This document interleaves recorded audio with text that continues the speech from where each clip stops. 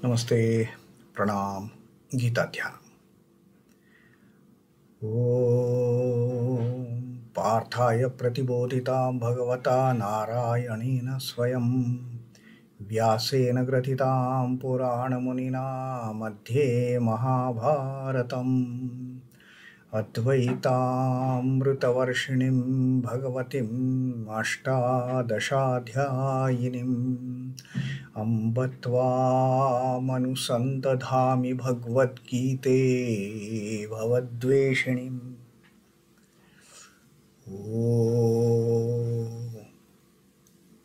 O Bhagavad Gita, with which Lord Narayana himself gave enlightenment to Arjuna, the ancient sage Vyasa included it in the Mahabharata. O Goddess, showerer of the nectar-like knowledge of non-dualism contained in your 18 chapters, O my affectionate mother, the destroyer of rebirth, I meditate upon thee. Krishna Vandana. Vasudeva Sutam Devam Kansachanura Mardanam Devaki Paramanandam Krishnam Vande Jagadguru. Son of Vasudeva, the slayer of Kansa and Chanur, extreme delight for Mother Devaki, O Lord Krishna, the supreme teacher of the universe, my salutations to you. Srimad Bhagavad Gita, and we are reading the Puruṣottama Yoga, the 15th Adhyay, and Sri Krishna is explaining to us the nature of this Purusha. How is this Purusha? How is this Puruṣottama? And he has taken us from the aspect of Prakriti, the Jiva getting bound in the Prakriti, and how the Jiva can cut asunder the bonding, the attachment of the Prakriti with that sharp sword, with that sharp axe of the unattachment of Asanga, and how the Purusha, how this Jiva can start its journey towards merging with the ultimate source. Now, while explaining this entire process, Sri Krishna also gave us a brief description about how this Jivatman, how this Atman as such, how it appears to us when we are thinking about it. And Sri Krishna told us that this Purusha, this Atman, this Brahman, it has two aspects. One is the perishable aspect, one is the imperishable aspect.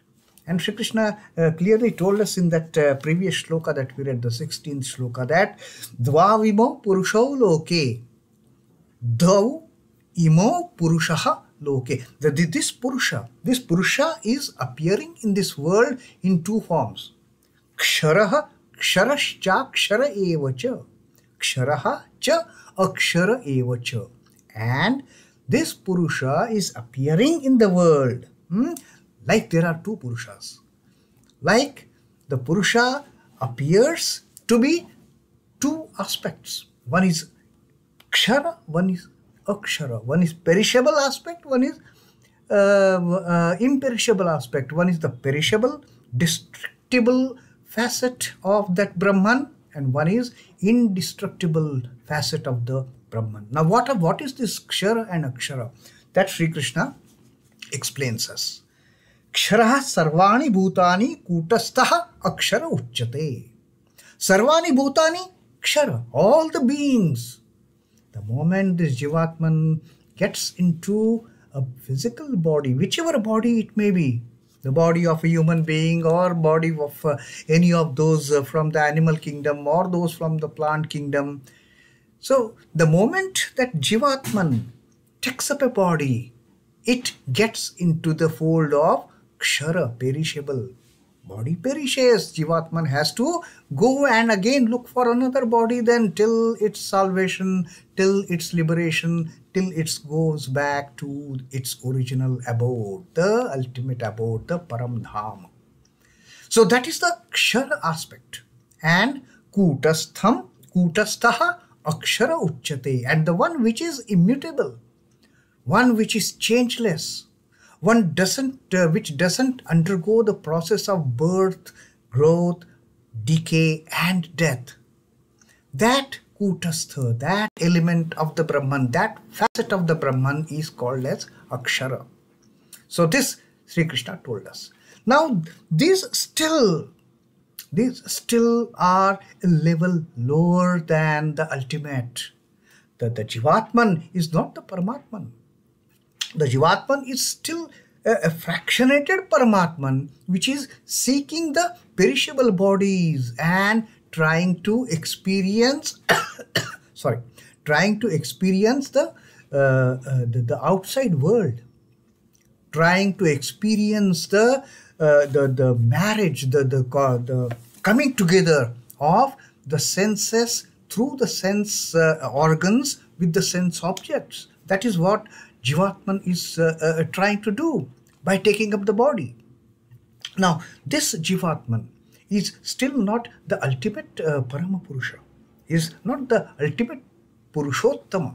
So what way is Purushottama different from this Atman, from this Jivatman, from these two facets of the Purusha?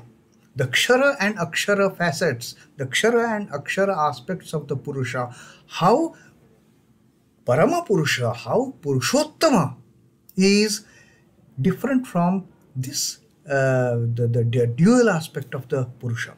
Now Sri Krishna is telling us, and in that after at the end of that shlok we read that example given by Sri Ramakrishna, that how the same fruit which comes from one single seed appears, takes different perishable forms.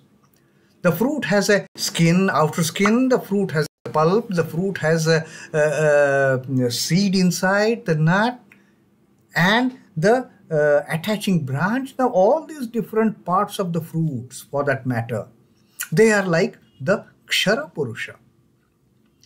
But the seed is the Akshara Purusha. From that single seed, and Sri Ramakrishna said, it is like that. From the same Īśvara appear all these different forms of beings. But even Īśvara, for that matter, Īśvara is bound by a form. From the same Īśvara has come everything. But there is something higher than the Īśvara. There is something higher than the Purusha, and that is Purushottama.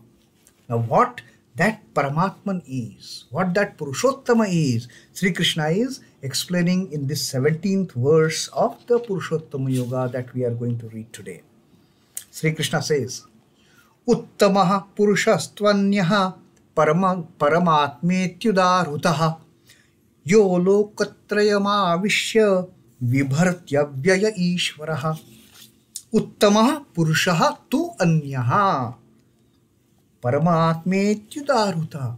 But the Purushottama, the Uttama Purusha, the ultimate soul, the supreme-most soul, Sri Krishna says, but this supreme soul is Anyaha. It is different from the two aspects of the Brahman, two aspects of the Purusha that Sri Krishna told us, Kshara and Akshara. This Purushottama is way different from those two. And paramātmetyudāhṛtaḥ, and this Purushottama is called as Paramatma. Paramatma iti uddhāruta is termed as, designated as Paramatman. This Purushottama is designated as Paramatman, which is different from the Jivatman. Paramatman is far superior and therefore is called as Purusha Uttama, the Supreme Self. And yo lokatrayamāviśya bibhartyavyaya īśvaraḥ.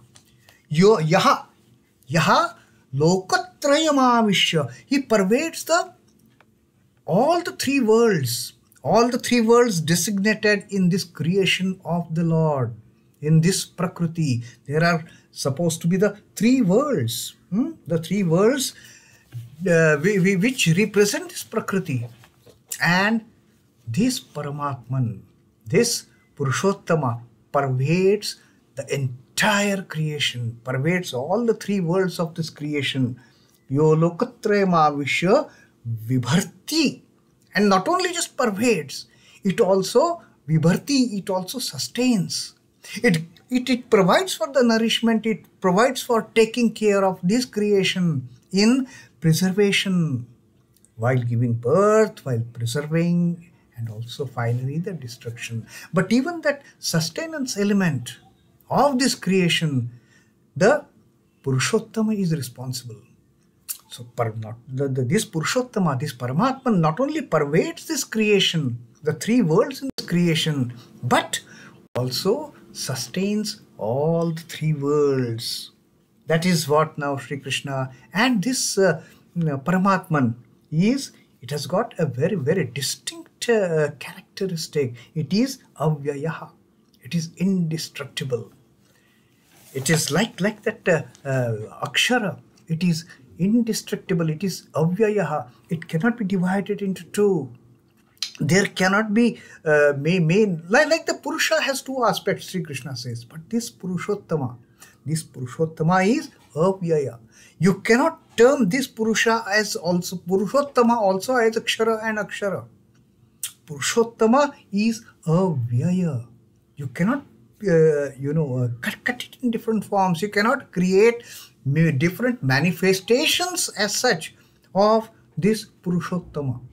The manifestations are all of Purusha. All the deities and gods and goddesses and all other forms for that matter, anything with name and form, it comes from that Purusha, that Kshara as well as the Akshara Purusha. But the Purushottama, you cannot create two out of it. It is avyaya. It is indivisible. It is the indestructible Lord. So that now Sri Krishna has given us a clear-cut distinction, a clear-cut definition of what is this Purushottama. What is the difference between Purusha and Purushottama? That now Sri Krishna has explained to us. Īśvara is also called Saguna Brahma, the God with form. Īśvara is also called God with form, and this Saguna Brahman is the Lord of Maya. This Saguna Brahman is the Lord of the Prakriti. This Saguna Brahman manipulates the Jiva, the three gunas among these the Jivas, among these beings. The Jivatmans and the Jagat are his attributes, are the attributes of this Saguna Brahman. Whatever glory, whatever divine manifestations, whatever arresting attributes we are able to cognize with our purified intellect, all these sublimities belong to Īśvara. Any kind of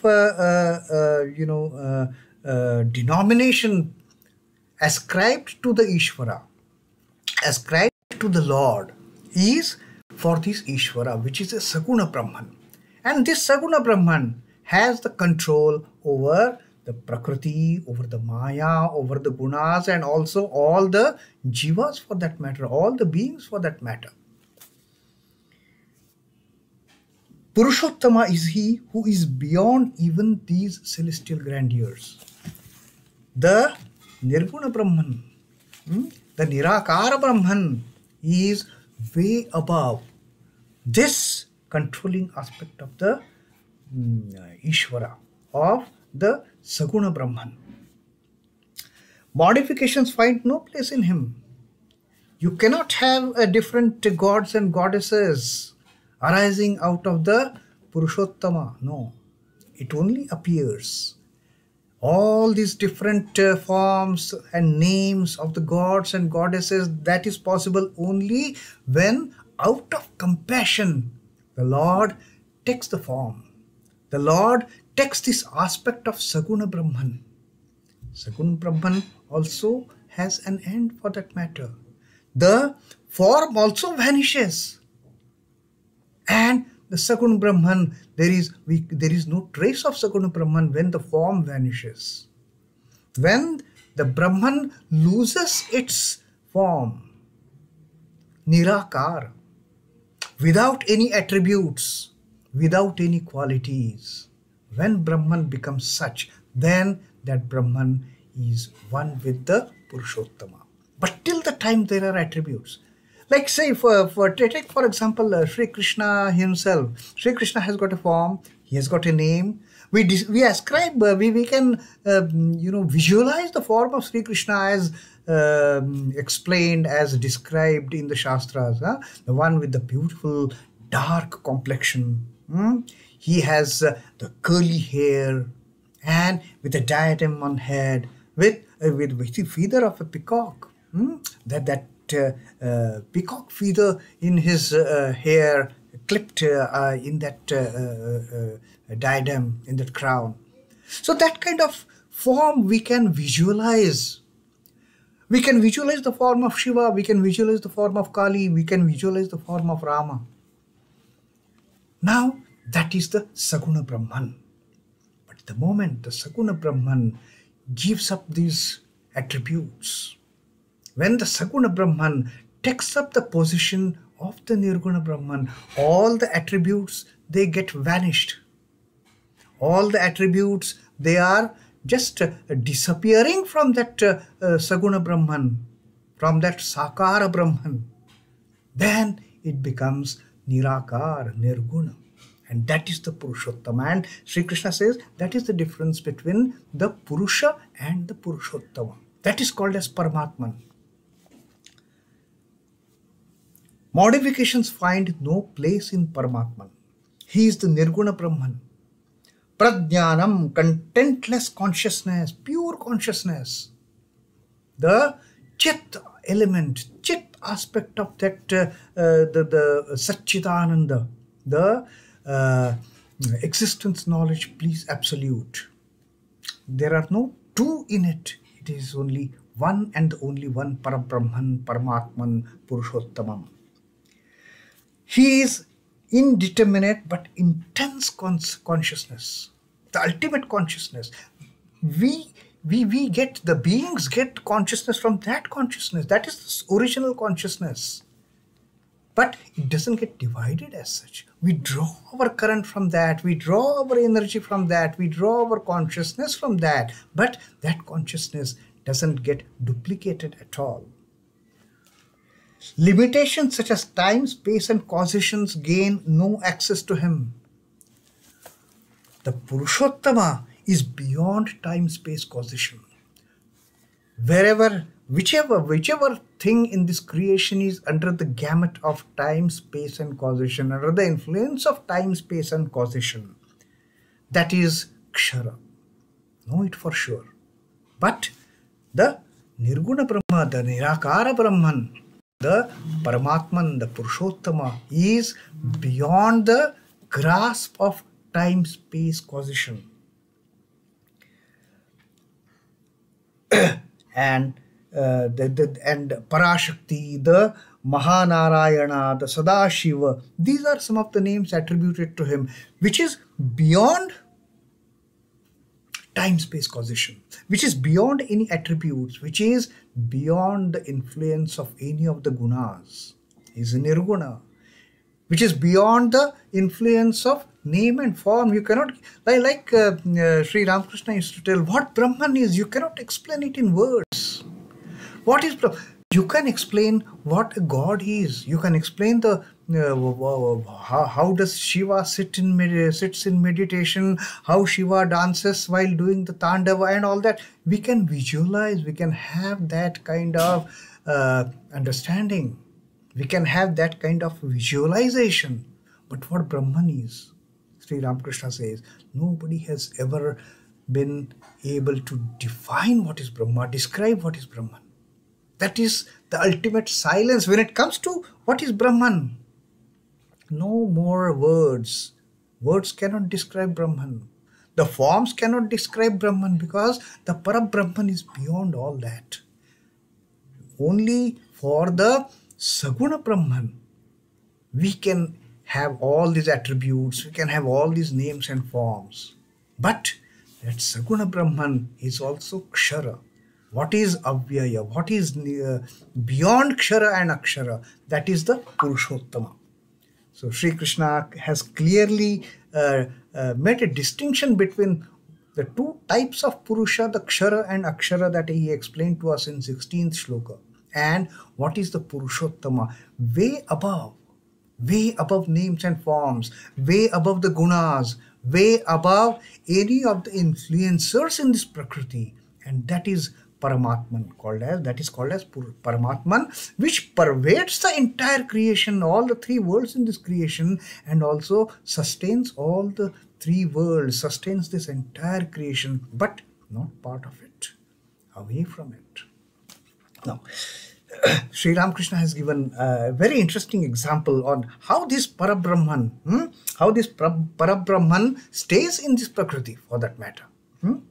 How does Brahman stay in a human body, in this limited body, in this Kshara body? How does the Brahman, how does that great principle, how does that great reality, ultimate reality, it can dwell in such a restricted environment, whether a tiny body of an insect, of a single cellular animal, a mediocre body of human being and other animals, or a gigantic body of elephant and all those gone by creatures like dinosaurs. How such a Brahman can get imprisoned and can stay there? Sri Ramakrishna says, how does Brahman stay in the human body? He is like the piston in a syringe. The piston in a syringe, I mean, it is just lying there.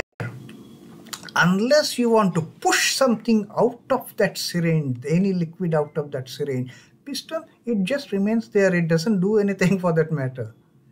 It is only when you have to inject something from that syringe, then we apply pressure to the piston. But piston on its own, nothing, it is just there. It has got that outer covering as a syringe. That's it. Aram se, happily that piston is lying in the space provided to that piston. That is the role. That is how the Atman, that is how the Brahman remains in this body. It doesn't have to do anything. It is all this body which is doing, all these activities and the actions and experiences gaining with from the outer world. The piston is absolutely, for that matter, on its own, piston is actionless. So that was the example, that he remains untouched and unaffected by the outer syringe. Piston has got nothing to do with the syringe. It is just an outer casing for that piston which is provided. That's it.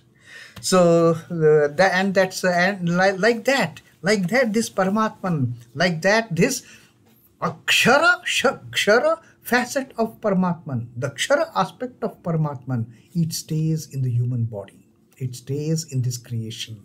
And Sri Krishna has beautifully differentiated between the Kshara Akshara Purusha and the Purushottama.